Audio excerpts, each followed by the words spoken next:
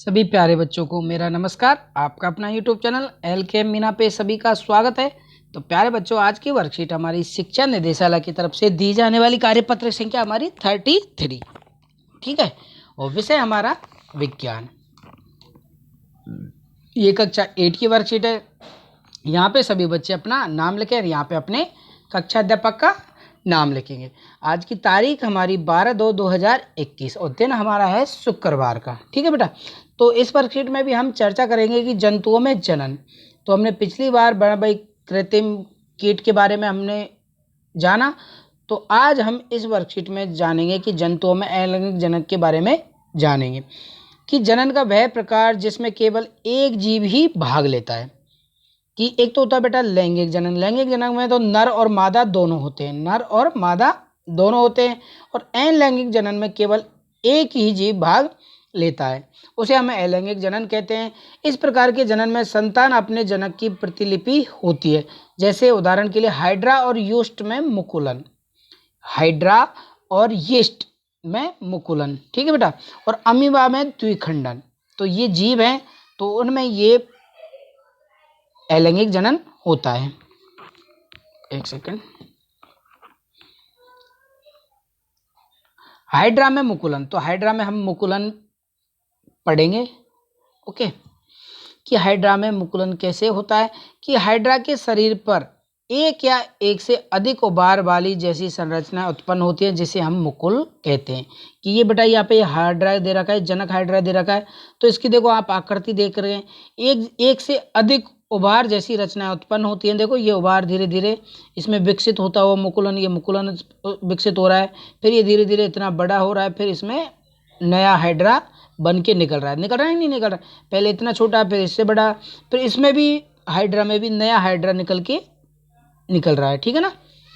तो ये मुकुल धीरे धीरे उभार धीरे धीरे विकसित होते हैं। विकसित होकर यह मुकुलन मातृ जीव से क्या हो जाते हैं, मातृ जीव से अलग हो जाते हैं। इस प्रकार एक नया जीव हाइड्रा बन जाता है, ठीक है बेटा। तो इसको आप याद कर लेंगे, हाइड्रा में अलैंगिक जनन होता है।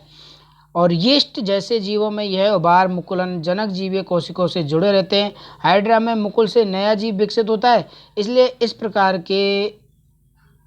के अलैंगिक जनन को मुकुलन कहते हैं। इस प्रकार के नए जो लैंगिक जनन है उसको हम मुकुलन कहते हैं। कि भाई जीव के अंदर ही जीव का विकास होना, ठीक है बेटा। आगे तो ये दो जीवों में होता है। तो हमने पढ़ा कि यीस्ट और हाइड्रा में होता है, ठीक है बेटा।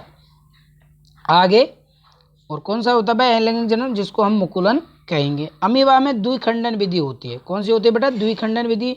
तो उसको हम पढ़ेंगे कि अमीबा एक कोशिकीय जीव है। तो यहाँ पे अमीबा का डायग्राम हमें दे रखा है, चित्र। ये ऐसा अमीबा होता है जिसमें अलैंगिक जनन की क्रिया एक केंद्र के दो केंद्रों में विभाजित होने से शुरू होती है।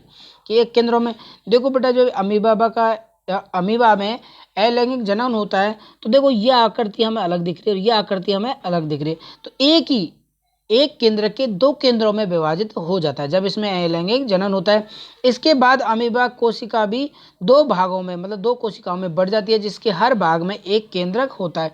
तो देखो बेटा, इसके हर भाग में एक केंद्रक ये है और एक ये है।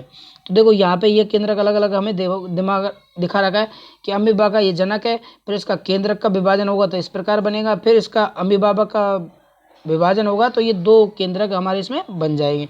और संतप्ति, फिर इसके बाद अंत में एक अमीबा के जनक से दो संतति अमीबा बनते हैं। तो ये हमें अलग अलग बताए गए हैं, तो ये अलग अलग बन गए हैं। ऐसा जनन जिसमें एक जीव विभाजित होकर दो जीव उत्पन्न करता है, इसे द्विखंडन हम कहते हैं। क्या कहते हैं, द्विखंडन का मतलब एक जीव से ही दो जीव हमें इसमें प्राप्त होते हैं। तो आप इस प्रक्रिया को अच्छे से समझ गए होंगे कि पहले जनक होता है, फिर इसमें केंद्रक का विभाजन होता है, तो केंद्रक विभाजन करके अमीबा का विभाजन कर देता है। और जो अमीबा विभाजन होता है तो दो हमें संतति नए अमीबा मिलते हैं, ओके बेटा। तो ऐसे विभाजन को जो दो नए जीव उत्पन्न करता है उसे हम द्विखंडन कहते हैं, ओके बेटा, क्लियर। अब हमारे इस वर्कशीट का क्वेश्चन आंसर हमें दिए गए हैं, तो इनके क्वेश्चन आंसर को हमें समझने का प्रयास करें, ओके बेटा। कि मुकुलन और द्विखंडन को हमें परिभाषित करना है। मुकुलन और द्विखंडन हमने जो पढ़ा है तो उसको हमें परिभाषित करना है। तो चलिए करते हैं इनका आंसर। हमारा पहला क्वेश्चन था कि मुकुलन और द्विखंडन को परिभाषित करें। मुकुलन, हाइड्रा और यीस्ट, ये जो जीव होते हैं, हाइड्रा और यीस्ट जैसे जीवों के शरीर पर उभार जैसी संरचना होती है जिसे हम मुकुल कहते हैं। और मुकुल से नया जीव उत्पन्न की प्रक्रिया को हम क्या कहते हैं बेटा? मुकुलन कहते हैं। तो समझ गए आप? तो ये इसकी परिभाषा हो जाएगी। ओके बेटा।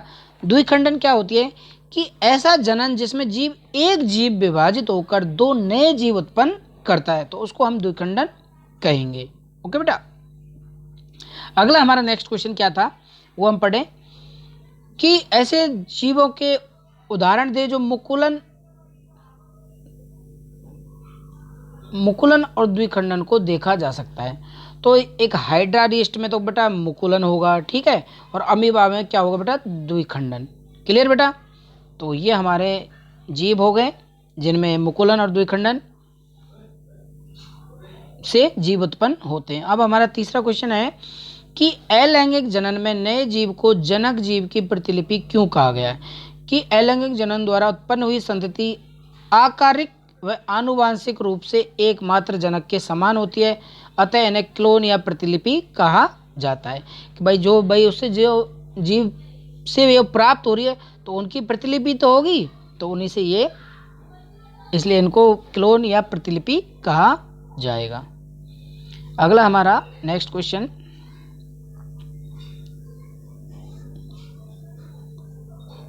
अमीबा में द्विखंडन का चित्र सहित वर्णन कीजिए। कि अमीबा क्या है बेटा? अमीबा एक कोशिकीय जीव है। लैंगिक जनन में अमीबा दो कोशिकाओं में बढ़ जाती है और जिसके प्रत्येक भाग में एक केंद्रक होता है। तो अब इसका हम चित्र बना सकते हैं। चित्र हमारा ये है।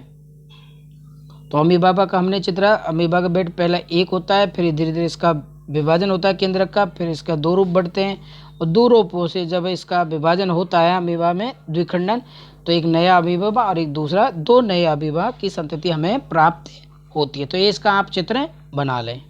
ओके बेटा, क्लियर? अगला क्वेश्चन है हमारा,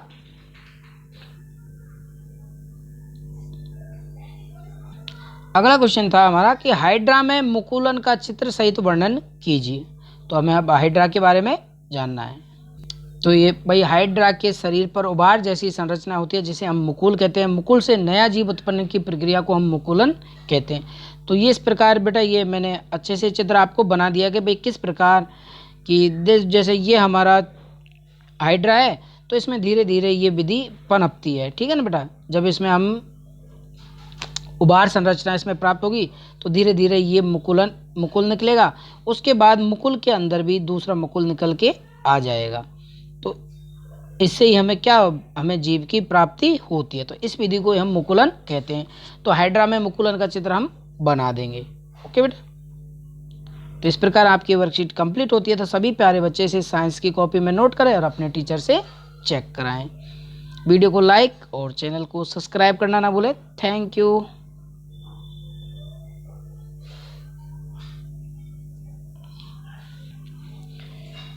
ओके बेटा, बाय बाय।